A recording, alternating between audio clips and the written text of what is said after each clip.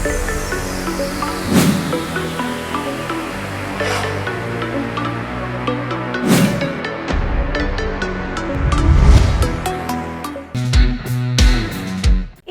బొమ్మరిల్లు భాస్కర్ దర్శకత్వంలో సిద్ధు జోనల్గడ్డ హీరోగా, వైష్ణవి చైతన్య హీరోయిన్ గా నటించిన జాక్ అనే సినిమా ప్రేక్షకుల ముందుకు వచ్చింది. నిజానికి ఈ సినిమా కంటే ముందు సిద్ధు జోనల్గడ్డ చేసిన డీజే టిల్లు స్క్వేర్ సినిమాలు అతనికి యూత్ లో మంచి క్రేజ్ తీసుకొచ్చాయి. అయితే జాక్ విషయంలో మాత్రం అది పూర్తిగా బోల్తపడింది. నిజానికి ఈ సినిమా దర్శకుడు భాస్కర్, హీరో సిద్ధు జోనల్గడ్డ మధ్య క్రియేటివ్ డిఫరెన్సెస్ ఉన్నాయని ముందు నుంచే ప్రచారం జరిగింది. అయితే అదేమీ లేదని అటు దర్శకుడు ఇటు హీరో కూడా ప్రెస్ మీట్స్ లో చెప్పుకొచ్చారు. అయితే గురువారం నాడు సినిమా రిలీజ్ అయింది. ఓపెనింగ్స్ బాగా లేదు, కంటెంట్ కూడా చాలా మందికి నచ్చలేదు.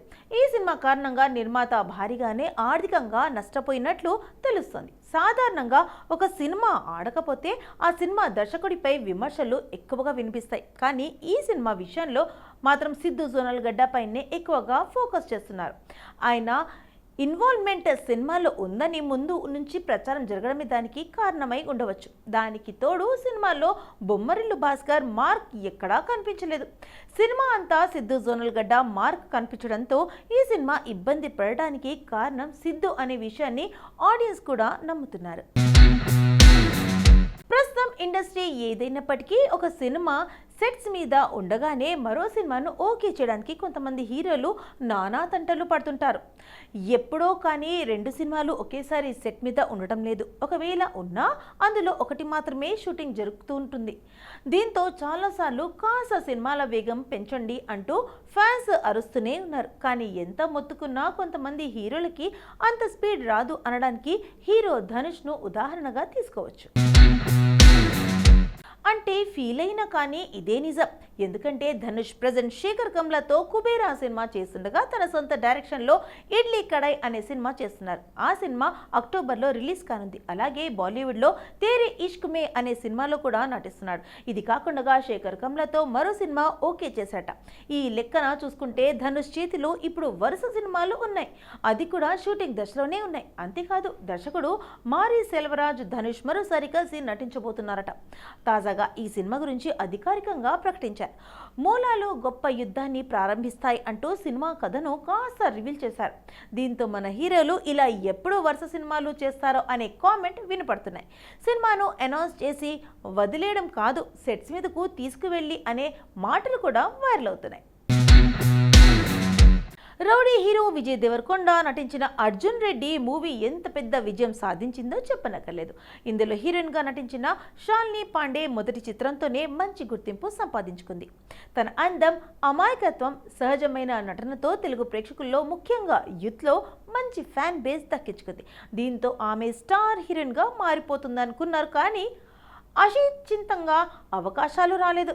అర్జున్ రెడ్డి తర్వాత ఈ హీరోయిన్ చేసిన సినిమాలు ఏవి కూడా పెద్ద సక్సెస్ సాధించలేదు.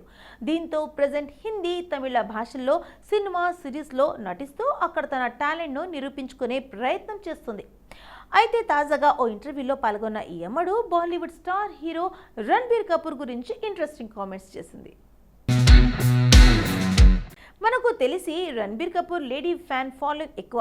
చాలామంది హీరోయిన్లు ఆయనతో నటించడానికి ఆరాట పడుతుంటారు. కనీసం ఆయన పక్కన కనిపించిన చాలు అనుకునే హీరోయిన్లు కూడా చాలామంది ఉన్నారు. అందులో శాలిని పాండే కూడా ఒకరు. రీసెంట్గా రణబీర్ కపూర్తో నటించాలని తన కోరికను వ్యక్తం చేసింది శాలిని.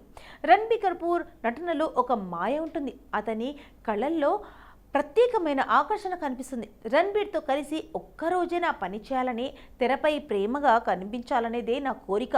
ప్రతి ఒక్క మూవీలో అతని నటనలో మార్పు కనిపిస్తూనే ఉంటుంది.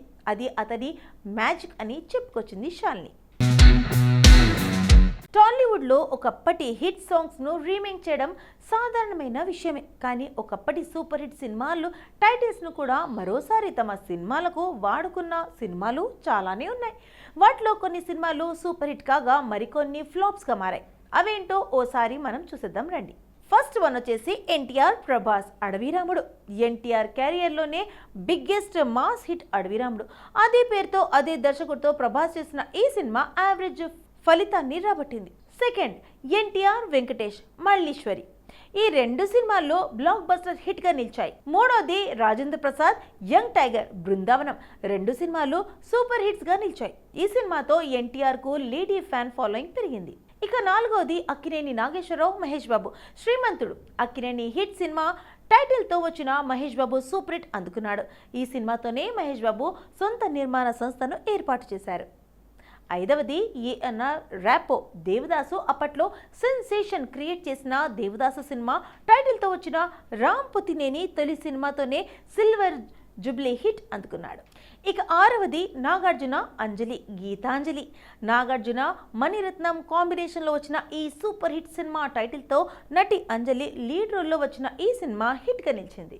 ఏడవది Pawan Kalyan Vijay Devarakonda Kushi. Pawan Kalyan career biggest hit ఖుషి.